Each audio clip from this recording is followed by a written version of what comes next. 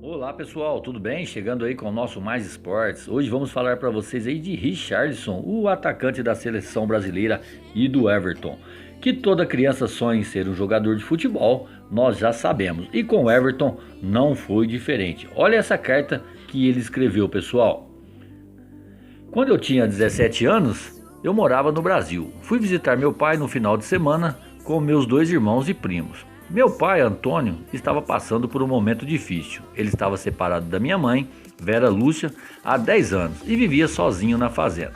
Mas o pior, estava sofrendo com uma terrível depressão.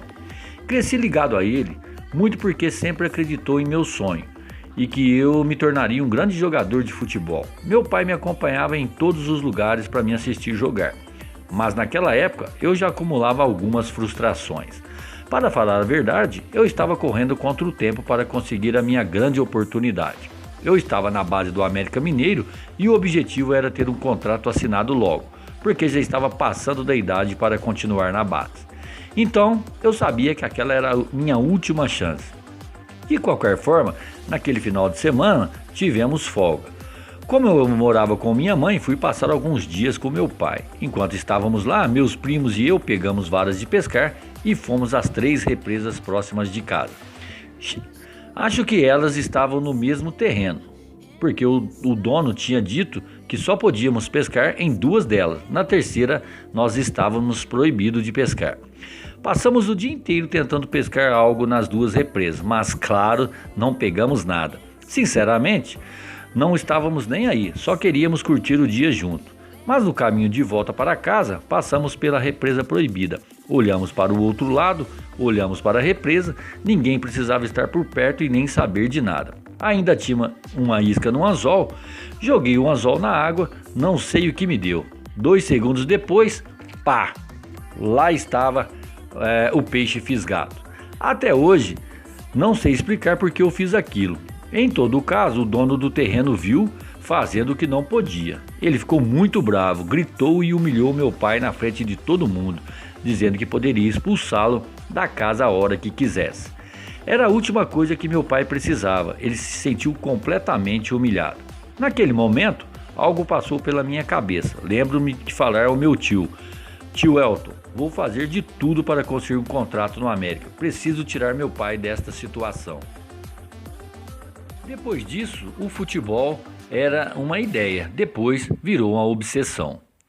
Olhando para trás, acho que minha ligação com meu pai vem desde quando eu era bem pequeno. Eu e ele deu várias voltas no futebol. Meu pai me seguia por todos os lados. Qual criança que não ficaria feliz quando ganhasse uma bola? Meu pai sempre me presenteava com ela. Naquela época, a minha família morava em uma casa de madeira em um vilarejo em Todos os Santos, lá no Espírito Santo. Tinha um campo de terra perto de casa e era ali que eu jogava bola com os meus amigos. Quando eu estava lá, era para assistir o meu pai jogar pelo time da cidade.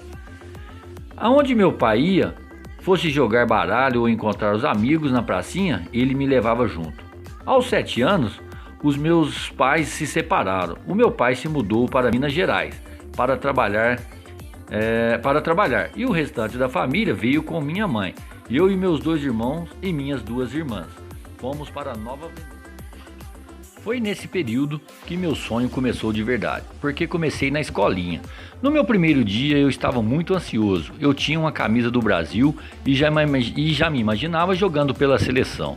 Eu acompanhava tudo, eliminatórias, Copa do Mundo. O meu maior sonho era poder vestir a amarelinha de verdade.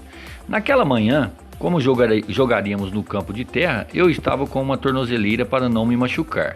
O meu primeiro dia foi sensacional e o treinador gostou de mim. Tentei treinar da melhor forma possível, com muita dedicação, todos os meses. Percebi que o futebol poderia ser não só a minha carreira, seria uma maneira de eu conseguir ajudar minha família. Morávamos em 5 pessoas em uma casa de 2 cômodos e minha mãe trabalhava o dia inteiro para colocar comida na mesa. Ela foi muito guerreira, mas não dava conta de fazer tudo sozinha, então logo precisou de nossa ajuda. Por isso, aos 11 anos, eu comecei a vender picolé. Pois é, sei que pode parecer aleatório, mas para mim era um caminho natural. O meu bisavô já era bastante conhecido na cidade por vender picolé. Ele passou anos na pracinha com um carrinho de sorvete. Então, nas férias da escola, fui trabalhar com ele. Acordava às 6 horas da manhã, pegava o carrinho no centro da cidade e passava o dia inteiro nas ruas. Olha o picolé! Olha o picolé!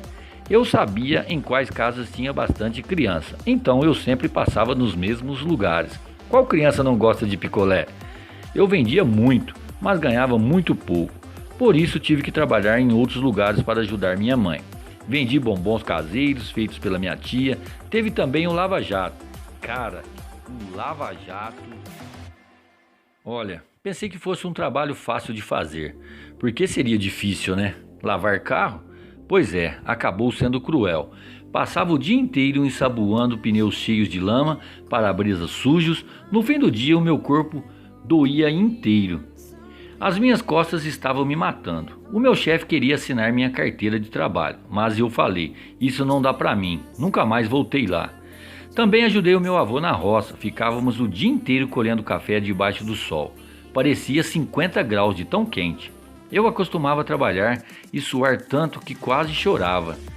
Mas quando eu olhava para o meu avô, ele estava lá todo feliz, um gigante. Eu pensava, caraca, não é possível tanta felicidade. Mas eu admirava muito a dedicação dele, muito inspirador, outro guerreiro da família. Ele me ensinou muitas coisas, só que às vezes eu tinha de me esconder dele, porque ele não gostava de me ver andando com certos moleques. Vamos dizer que era com o tipo de pessoas erradas. Tinha muito crime na minha rua, muita droga, e alguns dos meus amigos estavam envolvidos lá no bairro. Em Nova Venécia, a minha mãe tinha que sair de casa para trabalhar, então eu e meus irmãos íamos para a rua, onde encontrávamos a realidade, a vida. Armas, malote de dinheiro, víamos de tudo. Graças a Deus nunca envolvemos com nada, nada nos interessou. Mas uma vez aquele mundo veio atrás de nós. Isso aconteceu quando eu tinha 14 anos. Eu estava voltando para casa com um amigo após o jogo de futebol. Eram umas 8 horas da noite, então estava escuro. Do nada vieram 2 malucos apontando armas para nós. Foi um momento muito crítico, muito difícil e tenso. Vai que um dos caras aperte o gatilho sem querer e nos mate. E eu não estaria aqui escrevendo esta carta. Eles falaram que não nos queriam vendendo coisas nos pontos deles, mas explicamos que éramos apenas moradores e que só jogávamos bolas no final de semana ou à noite com os amigos. Nós estávamos a caminho de casa, até mostrar uma bola para provar. Talvez eles tenham nos confundido com alguém. Ainda bem que depois de tudo aquele medo, eles nos liberaram. A nossa reação após tudo aquilo foi zoar um do outro. Mano, você ficou cagando de medo dos caras. Como éramos moleques, tirávamos sarro de tudo. Passados todos aqueles episódios em Nova Venécia, a minha convicção só aumentou. Não tinha interesse algum em drogas. A roça não era para mim. Vender picolé também não. E de jeito nenhum eu voltaria pro Lava Jato. Acima de tudo, não me via fazer outra coisa se não fosse jogar futebol. Eu nem precisava explicar isso para as pessoas, dava para entender só de me verem. Eu fazia coleção de camisa de time e saía com ela todos os dias. Tinha do Chelsea, do Milan, tinha do Drogba, do Ibrahimovic e a do Neymar, é claro. Ele era meu grande ídolo. Eu tinha a camisa dele e do Santos. Quando jogava, tentava copiar os dribles deles, imitei até o cabelo. Lembra aquele moicano loiro? Eu fiz também. Mas uma coisa é copiar Neymar, outra é realmente se tornar um jogador profissional. Então, em 2013, quando eu tinha 15 anos, já comecei a tentar conseguir um contrato. Primeiro tive um mês de testes no Havaí, lá em Florianópolis, no sul, a 1.800 quilômetros de distância da minha cidade. Essas peneiras geralmente funcionam assim: você treina em um tempo integral, dá a vida em tudo e pede para que você fique até o final da semana. A concorrência é gigante. No Havaí era um roxo por dia na canela. Depois de 4 semanas de treino, fui avisado que eles não ficariam com ninguém. Obrigado. Toda aquela dedicação por nada. O que eu posso falar? Uma baita injustiça, né? Fiquei muito triste, mas pelo menos eu sabia que já tinha um teste no Figueirense. Ia fazer em poucos dias, lá na mesma cidade. Tive até que pegar chuteira emprestada de um moleque que conheci no clube. E de novo dei a minha vida nos treinos. Era para eu ficar lá por uma semana. O treinador gostou de mim e pediu para eu continuar. Na fase final, sobraram 9 moleques disputando 2 vagas. Foi mais um mês de treinos e eu tentando me destacar. E então Figueirense me comunicou que eu não tinha passado. Puxa vida, de novo. E adivinha? Me avisaram logo no dia do meu aniversário. Estava completando 16 anos. Fiquei desolado. Senti que nada que eu fazia dava certo. Enquanto meus amigos e meus familiares me mandavam os parabéns, eu estava tristão, porque eu sabia que tinha que voltar para Nova Venécia. Não havia mais testes e eu precisava retomar logo e arrumar um emprego para ajudar minha mãe dentro de casa. Sinceramente, eu teria desistido de ser jogador se não houvesse muito apoio ao longo do caminho, do meu pai, do meu avô.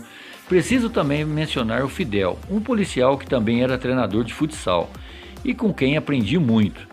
Não desista nunca, ele sempre me falava. O Regis foi outro cara importante, ele era o dono da escolinha e tinha bons contatos. Ele acabou conseguindo um clube para eu jogar o Capixabão, o Real Noroeste. Ficava perto de Nova Venécia. Joguei lá por um ano e evoluí muito. Mas aí eles fizeram uma sacanagem comigo e com meu pai. Como o meu desenvolvimento naquele ano no clube foi muito bom, o América demonstrou interesse em me contratar. Por ser um clube maior e muito tradicional, claro que eu queria ir. Inicialmente, o Real Noroeste disse que me liberaria, mas depois vieram com outra conversa. E de que só negociaria se ficasse com 50% do valor. Eles falavam uma coisa e faziam outra. Isso abalou muito meu pai. Nós sabíamos que seriam minha última chance e na época só faltava 4 jogos para eu acabar a temporada daquela categoria da base no América. Foi muito difícil para meu pai administrar o problema. Além da pressão, por ser a minha última chance, ele estava sofrendo uma terrível depressão. Aquilo me magoou muito. Fiz muitos amigos lá no Real Noroeste, mas eu não falo muito do clube até hoje por causa disso. Ainda bem que resolvemos a situação e eu fui para o América. Eu poderia ter sido reprovado outra vez, não sei. O que posso dizer é que aquela vez eu e meu pai foi humilhado por causa do peixe, que me deu aquela grande motivação. Lembra daquela história lá da fazenda, da pescaria? Tirei todas as forças de onde eu não sabia que tinha. Então eu comecei a treinar ainda mais forte. Os gols começaram a aparecer, os treinadores felizmente me notaram, me adoraram. E em dezembro de 2014 recebi uma proposta do América. Fica até difícil descrever o sentimento de alcançar algo que esperei por tanto tempo. Eu tinha passado por muita dor e dificuldades e finalmente eu poderia ajudar a minha família. A minha mãe não tinha mais com que se preocupar. O meu pai poderia parar de trabalhar e eu poderia treinar mais leve, sem tanta ansiedade. Subi para os profissionais do América Mineiro. Em 2016, fui contratado por um clube grande, o Fluminense. Essa transferência me possibilitou a comprar minha primeira casa, lá em Nova Venécia. Graças a Deus, tudo começou a dar certo. Isso, claro, me incentivou ainda mais. A história da pescaria tinha sido a minha inspiração por muito tempo.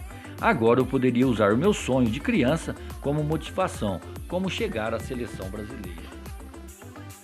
A mudança para a Europa foi parte importante no processo. Em 2017, quando eu tinha 20 anos, o Watford me contratou. Muitos duvidaram que eu chegaria jogando a Premier League, já que alguns brasileiros sofrem para adaptar. No início dessa mudança, mas para mim nada foi difícil. Depois que cheguei, dediquei muito. Para mim foi só felicidade. Lógico que tinha pressão. Na verdade, os problemas estavam fora de campo. O idioma era um deles. Eu não sabia nada de inglês. O clima começou a pesar. Como cheguei na Inglaterra no verão, me senti como se estivesse no Brasil. Mas a partir de novembro, parei de sentir os meus pés dentro de campo. Até o Natal a situação piorou e foi a vez das mãos. Foi bem complicado, ainda mais para alguém que não tinha visto neve nenhuma vez na vida. Aí veio a comida. Nas primeiras 2 semanas eu fiquei em um hotel com o meu empresário e a esposa dele. Logo na primeira manhã, quando descemos para o café da manhã, o que eu posso dizer? Só tinha as batatas fritas. Olhei para aquilo e disse: sério? Batata frita no café da manhã? Olha, não sou fresco para comer, mas tudo tem limite. Você tem que entender que eu não estava acostumado. Não me restou outra alternativa a não ser pular o café da manhã todos os dias. Como não tinha muito o que comer, decidi pelo que tinha mais simples: hambúrguer e Coca-Cola no almoço e no jantar. Nas 2 semanas que fiz isso, perdi 5 quilos, acredita? Felizmente eu me adaptei ao passar do tempo, muito pela ajuda do Gomes, meu grande parceiro no Watford. Só tenho que agradecê-lo por tudo que fez por mim. Obrigado mesmo, de coração, meu guerreiro. Voltando ao futebol, um dos meus momentos favoritos é o meu primeiro gol contra o Manchester City. Apesar de termos perdido por 6-0, sem ver a cor da bola, eu lembro de estar num túnel antes da partida, de lado a lado com o Agüero e o De Bruyne. Antes, só existiam esses caras na TV. Eu jogava com eles no videogame, mas eu estava ali para contar frente com eles, frente a frente. Eu não acreditei. Comecei a sorrir sozinho, fiquei meio bobalhão. Eu parecia uma criança feliz no túnel. Após uma boa temporada no Watford, o Everton interessou por mim e me comprou. E apenas um mês depois recebi a minha primeira convocação para aquilo que era meu sonho, a seleção brasileira. Eu já vinha com esperança de ser chamado, porque tive um bom começo no Everton. Uma vez eu estava assistindo a convocação pela TV, o meu nome não estava na lista, mas eu falei: vou continuar trabalhando, vou trabalhar muito, minha hora vai chegar. Na sequência, infelizmente, o Pedro se machucou e o professor Tite me ligou. Na hora, bate aquele aperto no coração, sei lá, dá um troço louco no corpo. Ele me perguntou se eu estava preparado. Eu disse: estou pronto. Para quando? Para quando? Cheguei na seleção andando nas nuvens, sem acreditar que eu estava prestes a vestir a tão sonhada amarelinha. Toda vez me apresento na maior felicidade. Pego a camisa no quarto e agradeço a Deus por mais uma chance de viver esse sonho. Nos meus 2 primeiros jogos, fizemos amistosos contra os Estados Unidos e o El Salvador, e eu vesti a camisa 9. Logo de quem? A do homem, do Ronaldo Fenômeno. O peso foi 2 vezes maior por ter a responsabilidade de usar o nome desse cara, ou seja, a camisa desse cara, o Ronaldo Fenômeno. Logo na minha primeira convocação, coisa de maluco, mas novamente não sentia pressão e era só felicidade. As 2 partidas foram especiais.